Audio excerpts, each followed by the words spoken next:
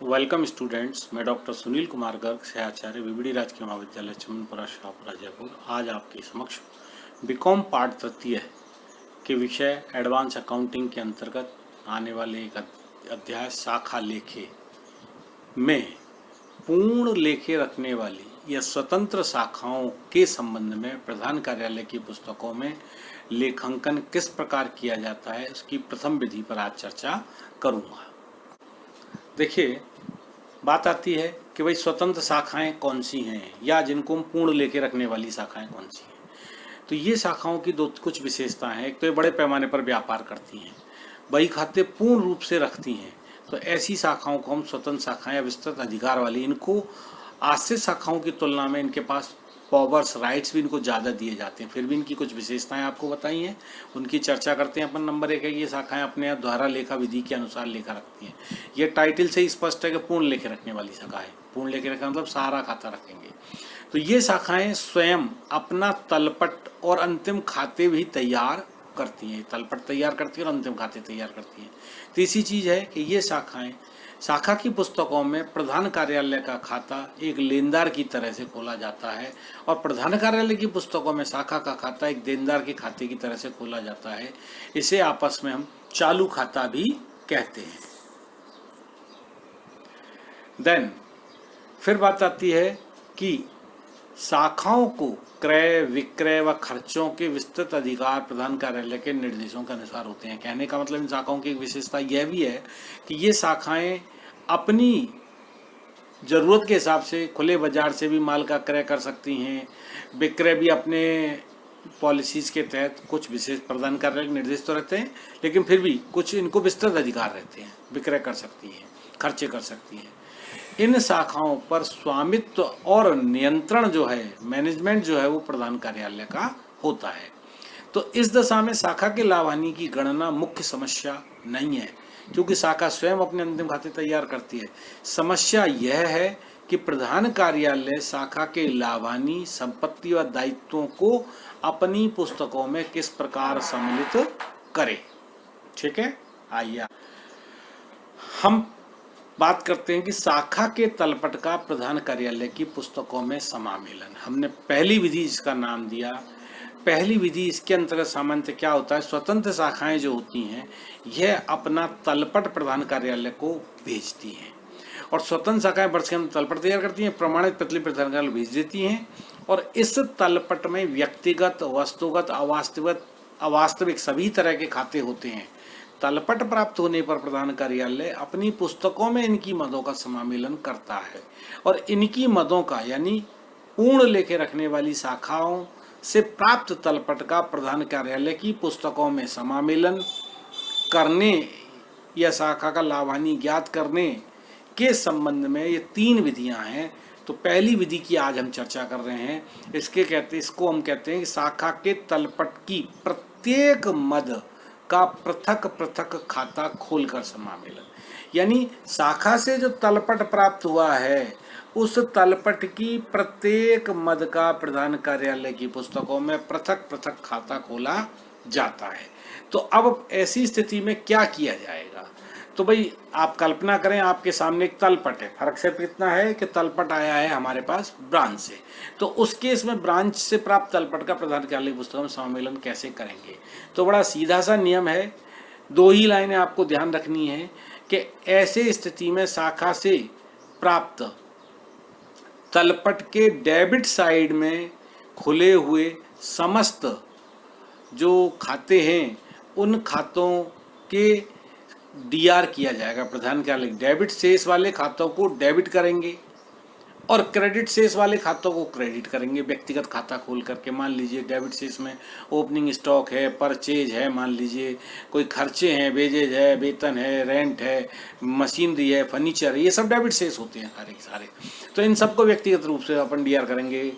Stock, opening stock account DR, purchase account DR, wages account DR, rent account DR, furniture account DR, machinery account DR, individual खातों को हम D R करेंगे और इनके योग से सारे डेबिट पक्ष के डेबिट में जो भी हमारे खाते खुले हुए हैं, डेबिट जिनका बैलेंस चल रहा है, उन डेबिट बैलेंस वाले सभी खातों को व्यक्तिगत रूप से डेबिट करेंगे और उनके योग से प्रधान कार्यालय अपनी पुस्तकों में ब्रांच अकाउंट को क्रेडिट करेगा, ब्रांच अकाउंट को क्रेडिट करेगा। तो all debit items account DR to branch account. अब दूसरी एंट्री करेगा कि जो तलपट में क्रेडिट दिखा रखी हैं जिन मदों को, तो उन क्रेडिट में दिखाई गई मदों को यहाँ क्रेडिट करेगा हेड ऑफिस। तो डेबिट किसको करेगा, तो क्रेडिट साइड में दिखाई गई सारी मदों के योग से हेड ऑफिस ब्रांच अकाउंट को डेबिट करेगा। तो एंट्री होगी branch account DR to all credit items. लेकिन यहाँ एक इम्पॉर्टेंट बात जो है वह यह है कि शाखा के तलपट में एक मद क्रेडिट सामान्यतः क्रेडिट साइड पर दिखाई गई होगी हेड ऑफिस अकाउंट। यानी शाखा का तलपट ये बताएगा कि भाई हमें, जैसा हमने पूर्व बताया था कि शाखा अपनी पुस्तकों में लेनदार के रूप में हेड ऑफिस अकाउंट को बताती है और हेड ऑफिस अपनी पुस्तकों में शाखा खाते को देनदार के रूप में बताता है। तो जो पैसा शाखा को हेड ऑफिस को देना है, तो हेड ऑफिस की पुस्तकें ऑलरेडी बता रही हैं भाई हमें शाखा से इतना पैसा लेना है। तो लिहाजा शाखा के तलपट में दिखाए गए प्रधान कार्यालय खाते को छोड़ करके से सभी डेबिट और क्रेडिट की मदों को शाखा खाते के माध्यम से समामिलित कर दिया जाएगा। पुनः सुन लें, all debit items account DR to branch account और branch account DR to all credit items excluding HO account shows in branch trial balance. तो एक काम ये हो गया, तो सारी मदों को हमने पृथक पृथक खाता खोल दिया। अब बात आती है इसके बाद प्रधान कार्यालय की पुस्तकों में शाखा से संबंधित विभिन्न खातों को बंद करने की। तो खातों को बंद करने के संबंध में दो तरीके का वर्गीकरण होता है। एक तो शाखा के तलपट में दिखाए गए समस्त आयगत मदें, आयगत खाते। आयगत खाते कौन से, ऐसी मदों से संबंधित खाते जो शाखा के व्यापार एवं लावानी खाते में दिखाए जाने हैं, और बाकी के वो खाते जो बैलेंस शीट से संबंधित हैं, जिनको बैलेंस शीट में स्थानांतरित अंतरित किया जाता है।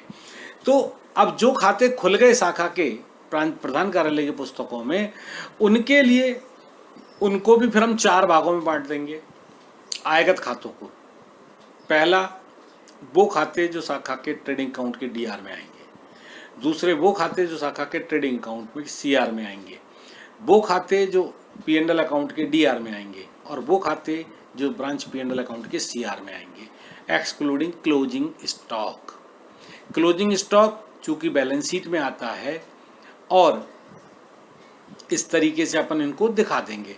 तो यहाँ पर हम एंट्री कर देंगे कि भाई जो शाखा के ट्रेडिंग अकाउंट के डीआर साइड में आने वाले खाते हैं, उन सब के योग से ब्रांच ट्रेडिंग अकाउंट डीआर और शाखा के प्रधान कार्यालय की पुस्तकों में तलपट को समामेलन के बाद खुले हुए वो खाते जो ट्रेडिंग अकाउंट को जाने, उनको व्यक्तिगत रूप से सीआर कर देंगे। तो पहले दो एंट्री करके तो इनकॉर्पोरेशन के रूप में खाता डेबिट हुआ था या क्रेडिट हुआ था। अब जैसे ही आपने इसको क्रेडिट कर देंगे तो वो खाते बंद हो जाएंगे और उनका टोटल चला जाएगा ब्रांच के ट्रेडिंग अकाउंट में। इसी तरीके से ब्रांच के पी&एल अकाउंट के, ब्रांच के ट्रेडिंग अकाउंट के सीआर साइड में आने वाले खाते, तो ट्रेडिंग अकाउंट के सीआर वाले खाते में आएंगे तो उनके खातों को तो करेंगे हम डीआर। मान लीजिए ब्रांच सेल अकाउंट डीआर, ये इस तरीके से, तो उनको तो करेंगे डीआर, और ब्रांच के ट्रेडिंग अकाउंट को कर देंगे हम सीआर। और इस तरीके से, और ब्रांच का जो है जो अंतिम स्टॉक है, उस अंतिम स्टॉक की वही एंट्री होती है सेम जैसे जनरल होता है कि closing stock account DR to trading account. अब यहाँ थोड़ा सा नाम बदल दो, branch trading account, branch closing stock account DR, या stock with branch account DR to branch trading account के नाम से क्लोजिंग स्टॉक को लेने की एंट्री कर देंगे और उसको ट्रेडिंग अकाउंट में सीआर में दिखा देंगे। इस तरह से ग्रॉस प्रॉफिट आ जाएगा, उसको ब्रांच के पी&एल अकाउंट में ट्रांसफर कर देंगे। देन वो मदें जो ब्रांच के पी&एल के डीआर में जानी है, उनके योग से ब्रांच पी&एल अकाउंट को डीआर करेंगे और इंडिविजुअल मदों को सीआर करेंगे। तो जो खाते खुले थे वो यहाँ क्रेडिट करते बंद हो जाएंगे। प्लस अगली एंट्री, जो ब्रांच की पी&एल अकाउंट के सीआर में जाने वाली मदें, उनके योग से ब्रांच पी&एल अकाउंट को डीआर करेंगे। वो उन मदों को तो आप डीआर कर देंगे और उनके योग से ब्रांच पी&एल अकाउंट को सीआर कर देंगे। और इस तरीके से शाखा के समस्त जो आयगत खाते हैं वो बंद हो जाएंगे और नेट प्रॉफिट आ जाएगा। चूंकि हम शाखा की पुस्तकों में प्रधान कार्यालय की पुस्तकों में शाखा के तलपट का समामेलन कर चुके हैं, इसलिए शाखा के अन्य वस्तुगत और व्यक्तिगत खातों के शीशों को प्रधान कार्यालय द्वारा तैयार किए जाने वाले समेकित चिट्ठे में उनको दिखा देंगे। आइए हम एक उदाहरण से इसकी बात करते हैं। ये एक इलस्ट्रेशन है, मैं एक बार पढ़ देता हूँ, फिर अपन आगे चर्चा इसकी करेंगे। ये कहते हैं अजमेर शाखा ने 31 मार्च 2016 को अपने प्रधान कार्यालय मुंबई को निम्नलिखित तलपट प्रेषित किया। ये ब्रांच से आया तलपट है। ओपनिंग स्टॉक, परचेज गुड्स, ये सारी कुछ मदें हैं डेबिट साइड में हैं और कुछ 4 मदें जो है इसके क्रेडिट साइड में। क्रेडिट साइड में आप देखें, मैंने स्ट्रेस देके कहा था कि शाखा से प्राप्त तलपट के क्रेडिट पक्ष पर हेड ऑफिस अकाउंट दिखाया होगा। यानी शाखा कहती है कि हमें हेड ऑफिस अकाउंट को 10,500 रुपये देने हैं। ठीक है, नीचे वो क्या कहते हैं, एक बार उनकी बात अपन कर लेते हैं। नीचे वो कहते हैं शाखा के पास अंतिम स्टॉक 5,200 रुपये का है। प्रधान कार्यालय तलपट की प्रत्येक मद को समामिलित करता है और खाता वही में इनके खाते खोलता है। और प्रधान कार्यालय की पुस्तकों में समामेलन की प्रविष्टि कीजिए, और समामेलन की प्रविष्टि आपसे पूछते हैं, और साथ ही साथ फिर वो कहते हैं खाता वही में उनकी खतौनी कीजिए। तो खाता और अंतिम प्रविष्टि दीजिए और समाप्त होने वाले वर्ष के लिए लाभ हानि खाते बनाइए। तो देखिए, आए अपन इसको देखते हैं। ब्रांच से प्राप्त तलपट, हमने 2 एंट्री आपको करने के लिए कहा था कि तलपट में दिखाए हुए सभी व्यक्तिगत खातों को आप डेबिट करेंगे। तो अपन ने यहाँ क्रम से, आपके पास क्वेश्चन था, क्वेश्चन को दोबारा देख लें, सारे खातों को आप डेबिट कर दें।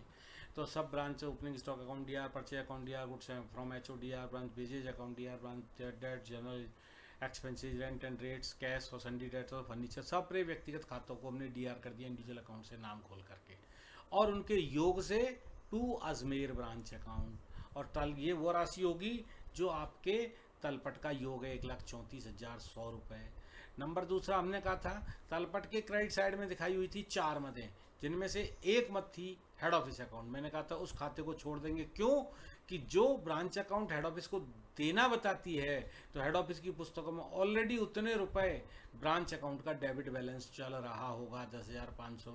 तो उस 10,500 के हेड ऑफिस अकाउंट को छोड़ करके बाकी के तीनों खातों को तो हम क्रेडिट करेंगे और उनके योग से अजमेर ब्रांच अकाउंट को डीआर कर देंगे। तो एनटीयू के Ajmer branch account DR to goods return to HO 2250, to branch sales और टू ब्रांच क्रेडिटर्स। तो इस तरीके से ये अपन ने यहाँ पर एंट्रियां कर दी।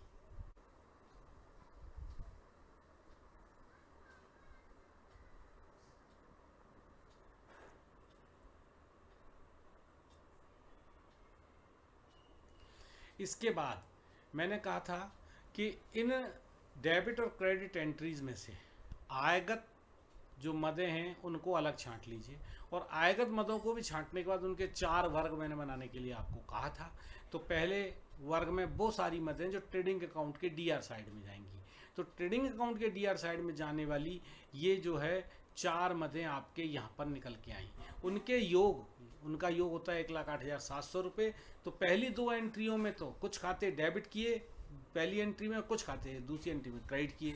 तो जो डेबिट मदें थी वही डेबिट अकाउंट में जाएंगी, डेबिट साइड में जाएंगी। तो एंट्री करेंगे Ajmer branch trading account DR 1,08,700 रुपये। यह इन 4 मदों का टोटल है। To branch opening stock, to branch purchase, to goods from HO, to wages. Opening stock, purchase, ये चारों तलपट, जो तलपट का समामेलन किया उसमें दिखाई गई मदें। तो इनको व्यक्तिगत रूप से यहाँ क्रेडिट करेंगे। तो पहली एंट्री में डेबिट किया, इस तीसरी एंट्री में क्रेडिट कर दिया। इस तरीके से एक बार खाते खुले और ये बंद हो गए 4 खाते, और 1,08,700 रुपये ट्रेडिंग अकाउंट के डीआर में चला गया। 2 एंट्री हैं जो ब्रांच के ट्रेडिंग अकाउंट के सीआर में आएंगी, उनको डेबिट करेंगे। Goods return to HO account DR, branch sales account DR to Ajmer branch trading account, और ये 1,15,000 रुपये यहाँ क्रेडिट कर दिए। 1,15,000 क्रेडिट है, 1,08,700 रुपये डेबिट है। तो ट्रेडिंग अकाउंट जब आप बनाएंगे तो दिखता हुआ है कि 5-6,000 जो है, सॉरी आपका, इसके साथ में एक चीज़ और, आपके एक क्लोजिंग स्टॉक जो है वो नीचे दिया हुआ था 5,200 रुपये का। तो उसकी एंट्री अपन ने कर ली branch closing stock account DR to branch trading account. तो इस एंट्री को करने के साथ में ये ट्रेडिंग अकाउंट में ये भी आ गया। तो इस तरीके से क्रेडिट साइड में चला गया आपका ये जो भी आपका है। देन उसके बाद फिर आपने ट्रेडिंग अकाउंट बनाया, ये तो 1,15,000 रुपये आपका ट्रेडिंग अकाउंट को CR है, 5,200 रुपये DR, ये हुआ 1,20,200 रुपये। और डेबिट किया था आपने 1,08,700 रुपये। तो डिफरेंस जो है आपका प्रॉफिट आया 11,500। उस 11,500 रुपये का जो प्रॉफिट हुआ आपका, उसको ट्रेडिंग अकाउंट से निकाल के P&L में ट्रांसफर कर दिया। एंट्री हो जाएगी branch trading account DR to branch of P&L account, और ये 11,500 रुपये आपने P&L में ट्रांसफर कर दिए। देन इसके बाद फिर 2 वर्ग, पहले वर्ग में वो एंट्री जो P&L के DR में आएंगी, तो उन व्यक्तिगत मतों को तो क्रेडिट करना है अब, और उनके टोटल से ब्रांच P&L को डेबिट करेंगे। Branch P&L account DR to branch bad debts to branch general expenses to branch rent, इन तीनों खातों को क्रेडिट कर दिया, टोटल 5,250 रुपये। और P&L के क्रेडिट में आने वाली अलग से कोई मद नहीं है, लिहाजा तो P&L अकाउंट में आपने क्रेडिट तो किया था ग्रॉस प्रॉफिट का 11,500, डेबिट यहाँ पर कर दिया 5,250, और डिफरेंस जो आपका बचा 6,250 वो नेट प्रॉफिट रहा। इसको अजमेर ब्रांच P&L अकाउंट से निकाल करके हेड ऑफिस अपने P&L अकाउंट में ट्रांसफर कर देगा। हालांकि क्वेश्चन में आपसे खतौनी भी पूछी है। व्यक्तिगत खातों की खतौनी मैंने यहाँ नहीं आपको बताई है। आप खाते बनाएंगे, डेबिट क्रेडिट हो जाएंगे, केवल वस्तुगत खाते और संपत्ति दायित्वों के खाते बचेंगे, उनके बैलेंसेस रह जाएंगे। ठीक है, तो आप देखिए, तो वो जो हमने कहा ब्रांच के तलपट में जो HO अकाउंट दिखा रखा था, वो क्रेडिट बैलेंस दिखा रखा था 10,500, और हेड ऑफिस की पुस्तकों में अजमेर ब्रांच अकाउंट का डेबिट बैलेंस दिखा रखा है 10,500। और वो जो मदें जिनको हमने व्यक्तिगत आइटम को DR किया था और उनके योग से ब्रांच अकाउंट को CR किया था, तो जब उसकी पोस्टिंग करेंगे तो सारी मदें यहाँ पर ब्रांच अकाउंट के क्रेडिट साइड पे आ जाएंगी। ये आपकी 1,34,100 रुपये की उनके योग से हमने एंट्री की थी कि भाई individual items account DR, all debit items account DR to branch account, यहाँ ब्रांच अकाउंट क्रेडिट हो गया। और जिन मदों को क्रेडिट किया तो उनके योग से ब्रांच अकाउंट को DR किया, तो अजमेर ब्रांच अकाउंट DR, तो ये 1, 2, 3 मदें हैं, goods return to HO, branch sales और ब्रांच सन्ड्री क्रेडिटर्स ही आ गया। इस तरीके से ये अजमेर ब्रांच अकाउंट आपका पूरा बन जाएगा। देन इसके बाद बात आती है क्लोजिंग स्टॉक की। क्लोजिंग स्टॉक की एंट्री की थी branch closing stock account DR to trading account, 5,200 trading account में अपन ने यहाँ दिखा दिया। ठीक है, और ट्रेडिंग अकाउंट में चला गया, और यहाँ ये, और वर्ष के अंत में इसका बैलेंस निकाल लेंगे बाई बैलेंस CD। चलिए आगे, ये हालांकि बर्बल अपन चर्चा कर चुके हैं, ये ब्रांच का ट्रेडिंग और P&L अकाउंट है। ध्यान रखें, व्यक्तिगत खाते अपन ने एक बार नहीं बनाए थे, जो डेबिट और क्रेडिट की एंट्री करेंगे, पोस्ट करेंगे तो हो जाएगा। और ये आपका है, तो opening stock, purchase, goods from HO, wages, ये सब डेबिट कर दिए, goods return to HO, by sales और बाई क्लोजिंग स्टॉक क्रेडिट कर दिया, और ये डिफरेंस 11,500 जिसकी एंट्री अपन ने वहाँ पास कर दी थी। और 11,500 क्रेडिट करके bad debit, general expenses, rent and rates, ये सब डेबिट कर दिए, और डिफरेंस जो है 6,250 रुपये जो है वो नेट प्रॉफिट आपका रह गया। ठीक है, आइए आगे, इसको हेड ऑफिस अपने P&L अकाउंट में जनरल में ले जाएगा। बात आती है अगले वर्ष के प्रारंभ में।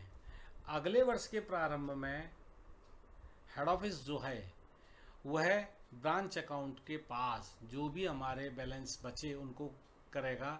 तो ये एंट्री करेंगे अजमेर ब्रांच अकाउंट 1 अप्रैल को। 31 मार्च को खाते बंद हो गए।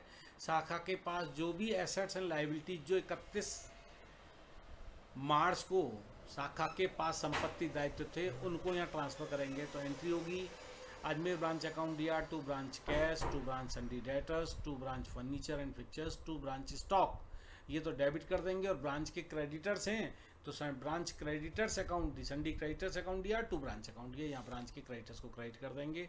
और इस तरीके से इनका डिफरेंस जो है ये एक तरह का ओपनिंग बैलेंस हो जाएगा हेड ऑफिस की पुस्तकों में कि भाई अजमेर ब्रांच से इनको क्या लेना है। तो मैं समझता हूँ ये पहली विधि समझ में आ गई होगी। ब्रीफ कर देता हूँ संक्षेप में, एक बार वापस समझ लें। शाखा के तलपट से प्राप्त जब प्रत्येक मत का समामेलन किया जाता है तो 2 ही एंट्री पहले नंबर पर पास करेंगे, all debit items account DR to branch और branch account DR to all credit items excluding HO account. Then उसके बाद उन मदों में से 2 भागों में वर्गीकृत कर लें, आयगत और व्यक्तिगत और संपत्ति दायित्व के खाते। तो व्यक्तिगत संपत्ति दायित्व के खाते अलग छोड़ के बाकी के आयगत मदें बची, उनके फिर 4 वर्ग कर लें, जो ट्रेडिंग के डीआर में जाएंगी, जो ट्रेडिंग के सीआर में जाएंगी, जो पीएनएल के डीआर में जाएंगी, जो पीएनएल के सीआर में जाएंगी। ट्रेडिंग वाली को ट्रेडिंग के डीआर में ट्रांसफर करते हैं, एंट्री करते हैं branch trading account DR 2 items, और सीआर में जाने वाली को items account DR 2 branch trading account. Then closing stock की एंट्री करें, branch closing stock account DR 2 branch trading, difference है आपका ग्रॉस प्रॉफिट ग्रॉस लॉस हो जाएगा, उसको ब्रांच के पीएनएल में ट्रांसफर कर दीजिए और फिर इस तरीके से आप इसको कर सकते हैं। तो मैं समझता हूँ आपकी बात समझ में आई होगी। धन्यवाद।